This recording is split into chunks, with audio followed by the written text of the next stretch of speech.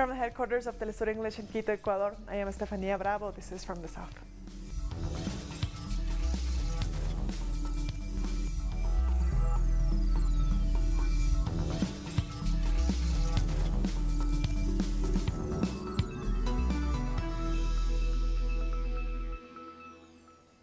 Russian President Vladimir Putin has met with the Chinese Foreign Minister Wang Yi in Sochi. They discussed regional and international issues ahead of Chinese President Xi Jinping's state visit to Russia scheduled for June. This year, the two states will celebrate 70 years of bilateral relations. And Russia also welcomed the U.S. Secretary of State Mike Pompeo to Sochi for his first official visit to the country. The top U.S. diplomat arrived in the northern city, having canceled his planned trip to Moscow. Russian Foreign Minister Sergey Lavrov said his meeting with Pompeo was productive. I want to say once again, the discussion was frank, intensive and substantial. I hope that the visit of Mike Pompeo will not only contribute to the improvement of the atmosphere of Russia-US relations, but will also allow us to take small but real steps in resolving practical issues which need to be resolved. The issues of bilateral agenda and also of the regional and world agenda.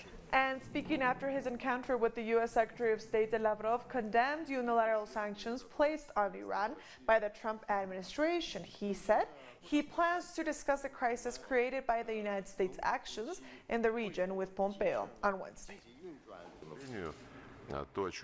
What was announced in Tehran about the situation concerning the sale of oil from the Islamic Republic of Iran reflects the incapacity of our European partners who have taken it upon themselves to develop a mechanism which makes it possible to circumvent non-legitimate American sanctions on Iranian oil exports. Tomorrow, here, we will try to clarify with the U.S. Secretary of State how the Americans plan to get out of this crisis, which was created by their unilateral decisions. I am counting on a frank conversation with my colleague tomorrow. And also on the agenda was Venezuela, with Russia saying that U.S. threats against the Bolivarian Republic had nothing in common with democracy. Lavrov confirmed Russia's commitment to the sovereign will of the people, once again calling for dialogue between President Maduro and the opposition. As far as the international agenda is concerned, we discussed many issues openly, including the situation in Venezuela. Russia believes that it's the people of the country who should define their future. It's important that all patriotic and politically responsible powers of the country begin a dialogue, and a number of countries in the region actually call for it. Our correspondent in Moscow, Hans Eloro, has the details. U.S. Secretary of State Mike Pompeo, Russian President Vladimir Putin, and the Russian Foreign Minister Sergey Lavrov have met in the Russian city of Sochi. They have discussed the situation in three countries: Venezuela, Iran, and Syria. Regarding Syria, the discussions and negotiations were related to U.S. President Donald Trump's statements about withdrawing troops from the country. On Venezuela, Russia defended its call to create a group of countries within the United Nations to protect Venezuela against a possible military intervention and against attacks to its sovereignty. Russia also defended its support for dialogue between the parties in Venezuela to solve the situation through politics instead of force. Regarding the situation in Iran, U.S. Secretary of State Mike Pompeo delayed a meeting in Russia so he could be present at a European Union meeting about Iran. His goal was to gain support for his country's actions against Iran. However, the EU does not support U.S. aggressions against the country, and in line with the EU position, the Spanish defense minister has pulled a military frigate from the combat group in the Persian Gulf. Pompeo was also in the meeting with EU representatives about the incident in Saudi Arabia, in which several oil tankers were sabotaged. Russia continues to push for dialogue to keep the Middle East stable, at a time when the United States is increasing tensions in the region, putting at risk international security. The talks between the U.S. and Russia are also influenced by the New START Strategic Arms Reduction Treaty. The treaty expires in 2021, but Russia proposed to extend it for another 5 years, but the U.S. has not given an answer. Also, both countries have confirmed their meeting during the G20 forum in Japan in June. The presence of both presidents, Trump and Putin, is confirmed. We thank Hans Eloro for that report. 4 Embassy Protection Collective activists remain inside the Venezuelan embassy in Washington, D.C.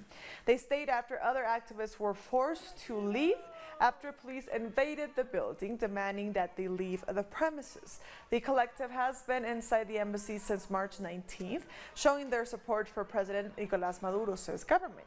They say they will not leave the building until the Vienna Convention is respected, but the U.S. Secret Service could attempt to force entry at any moment.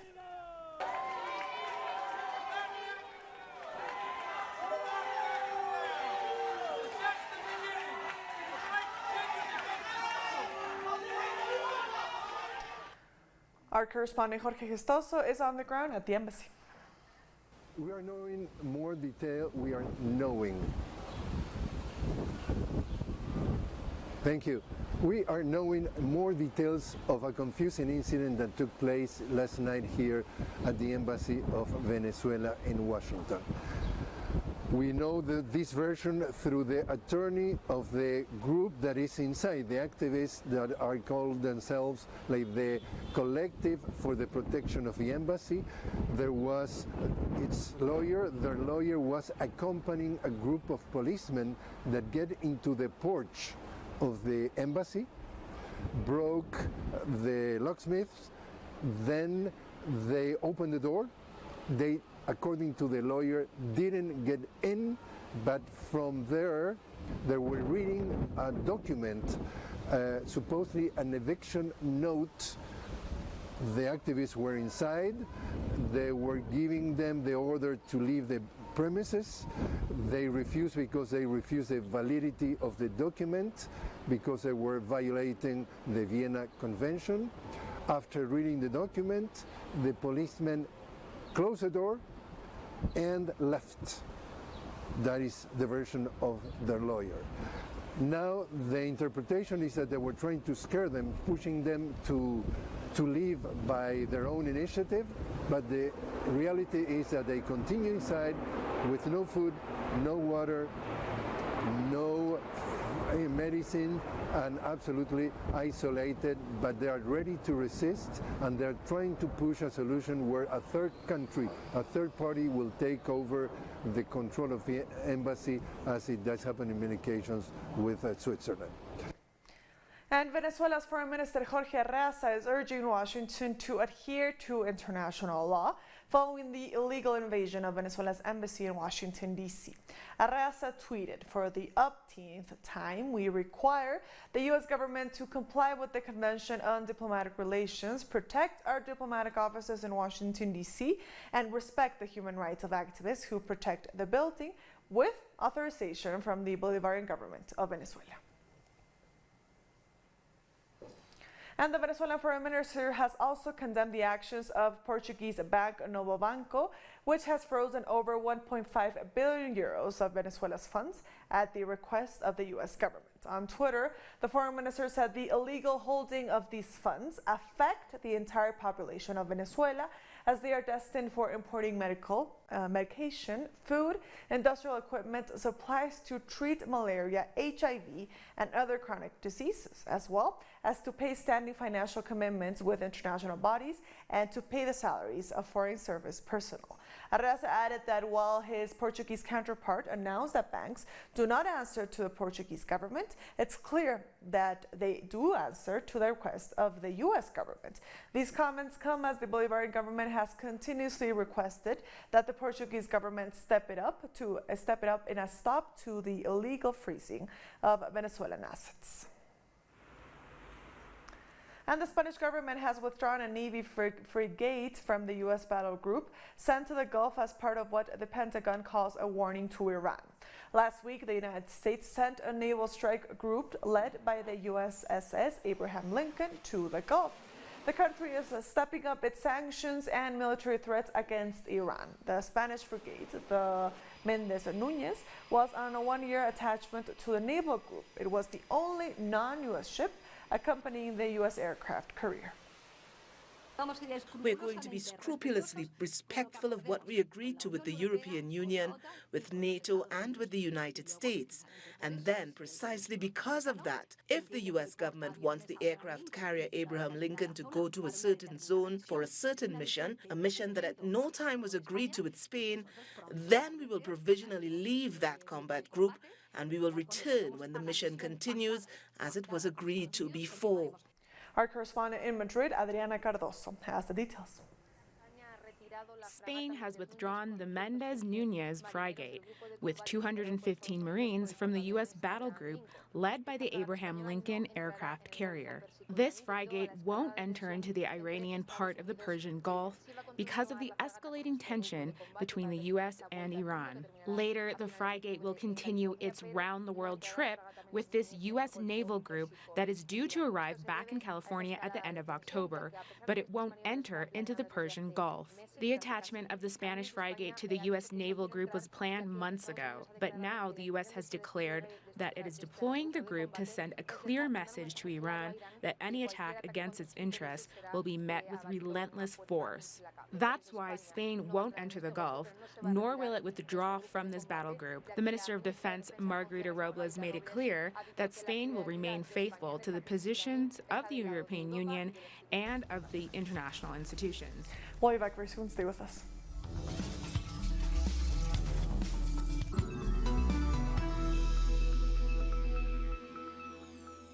Welcome back. Bahamas is optimistic that its financial services industry will continue to grow despite pressure from global regulatory bodies. The assurance from the finance minister comes on the heels of a significant decline in Bahamas' ranking in the most recent Global Financial Centers Index.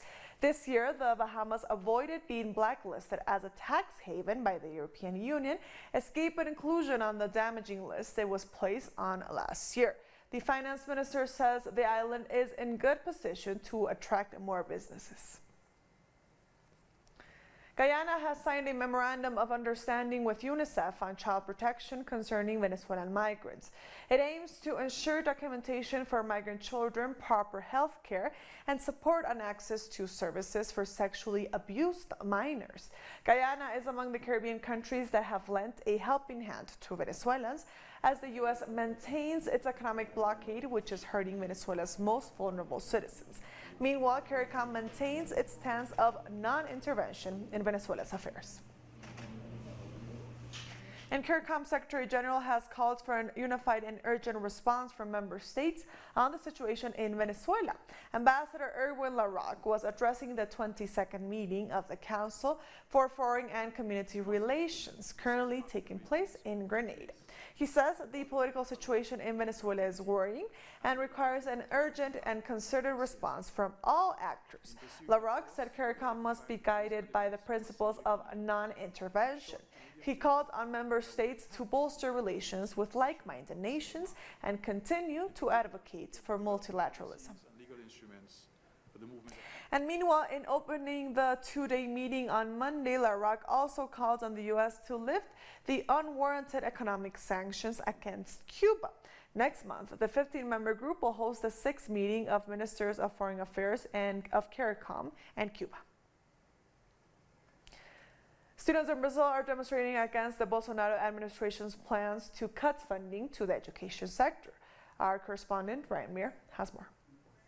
Brazil's far-right president, Jair Bolsonaro, has a serious issue with the nation's education system. Now, him and his aides have announced before that the universities have been taken over by what they refer to as cultural Marxists, in rhetoric which mimics the rhetoric of Nazi Germany when they attacked university professors for being cultural Bolsheviks.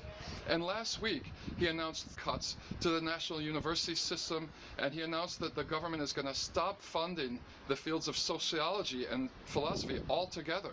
He also announced cuts to the high school level and grammar school level education system. So last week, massive protests began across the country.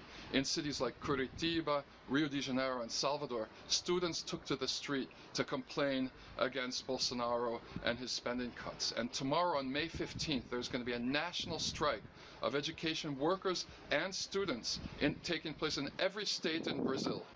We thank Brian Meir for that report. And staying in Brazil, the city of Sao Paulo has paid tribute to Ana Charf, the widow of revolutionary guerrilla fighter and poet Carlos Marighella.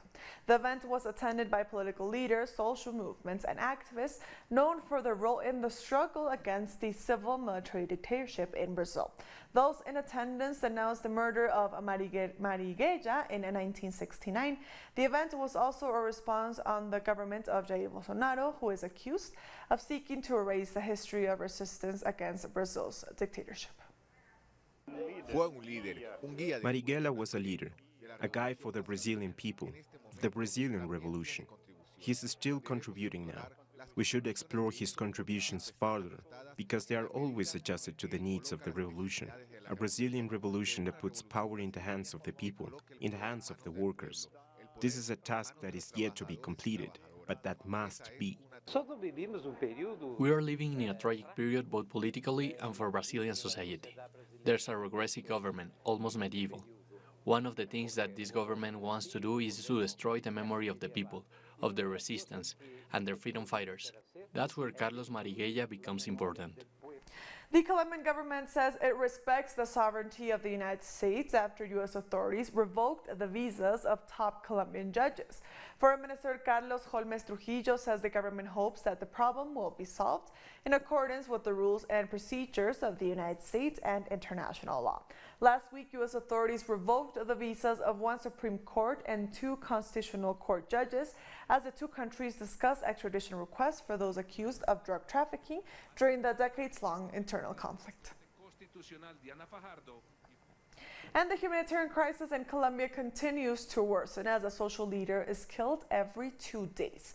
According to activists, plans by the government have been insufficient to stop the murders and dismantle paramilitary groups.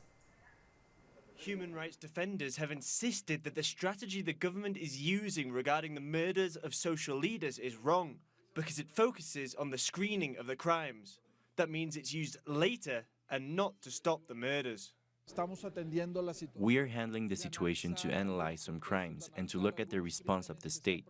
This commission needs the support of the state as soon as possible to determine a public policy so that the Colombian state can dismantle organizations that commit these crimes. The commission needs to address this problem. For FARC Senator Carlos Antonio Lozada, if the government does not take measures that attack and dismantle paramilitarism, measures that go beyond armed structures, the murders of these leaders won't stop. If the Colombian state doesn't take responsibility in a multidimensional way to fight against the problem, we are going to have a centralized state that has no interest in building a state in the territories, because in some way, the lack of the state in the regions helps the domination of the regime that has ruled historically in Colombia and needs violence to impose its economic model and political domination. Another investigation is focused on the Attorney General's office, which has misrepresented the figures of murders. The statistics presented regarding the number of people killed by paramilitary organizations are false. We are demanding that the General Prosecutor takes strong measures. We have a special unit for the dismantling of paramilitary structures. At the moment, we do not know what it does or how it operates, and it hasn't given a response of over 500 murders on a territorial level. Under Duque's government, the National Safety Guarantee Commission, which was created in the peace agreement to define the safety strategy for leaders and former combatants, has only met once. Guatemala's Constitutional Court has revoked the presidential candidacy of the daughter of the late dictator Efraín Ríos Montt. The registration of Suri Ríos was revoked because the Constitution bars relatives of leaders who gained power through military coup from running. Her candidate for vice presidency, Roberto Molina, was also banned from running. Ríos says she will abide the ruling but might appeal at an international body to reverse it. Within 24 hours of notification of this ruling, the Supreme Court also revoked the registration that had been made in the records of that entity of the registration of citizens Zuri Maite Rio Sosa and Roberto Molina Barreto as candidates for President and Vice President of the Republic of Guatemala. We'll be back very soon. Stay with us.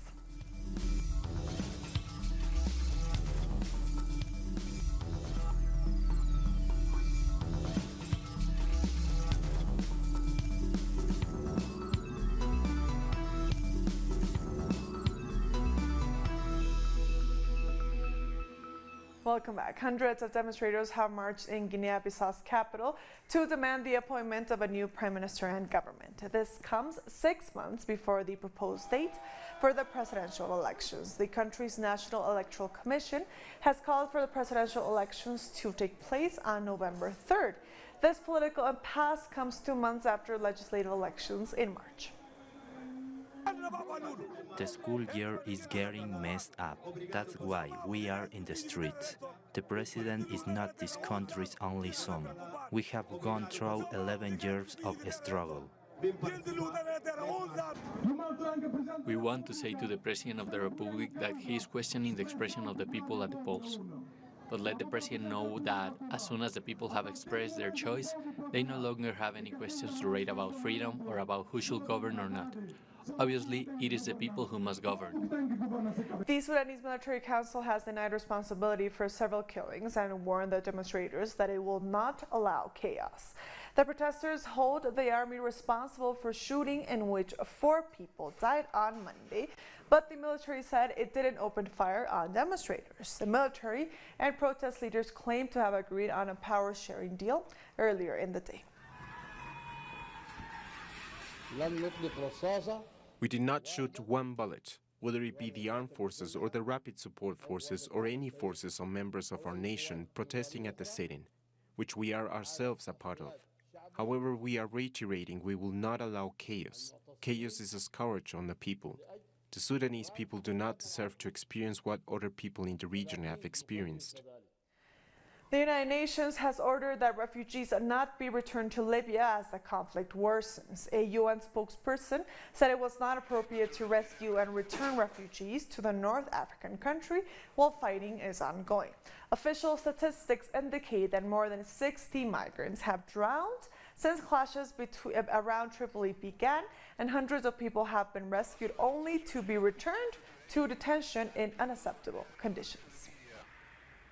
In the past week, around 944 people are known to have departed in boats from the Libyan coast.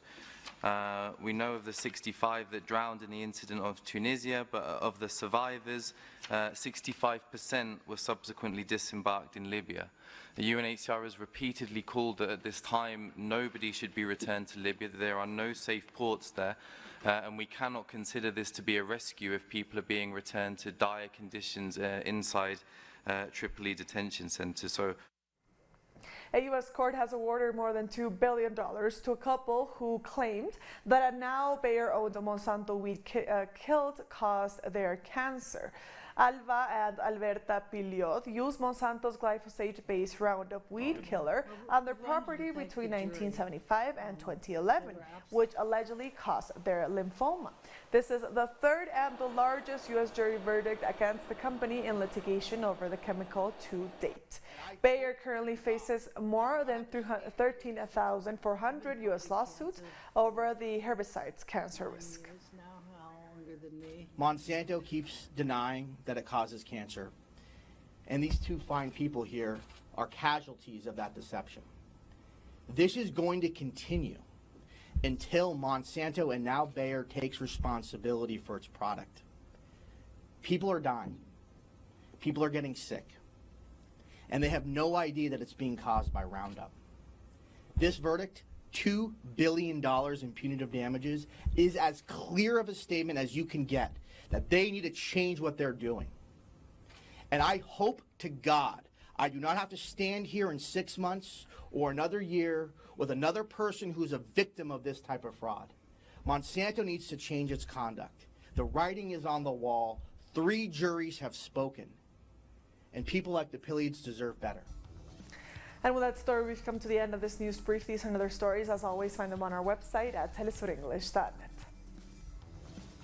And also join us on social media. We are on Facebook, on Twitter, and on Instagram. For Telesur English, I am Stefania Bravo. Thank you for watching.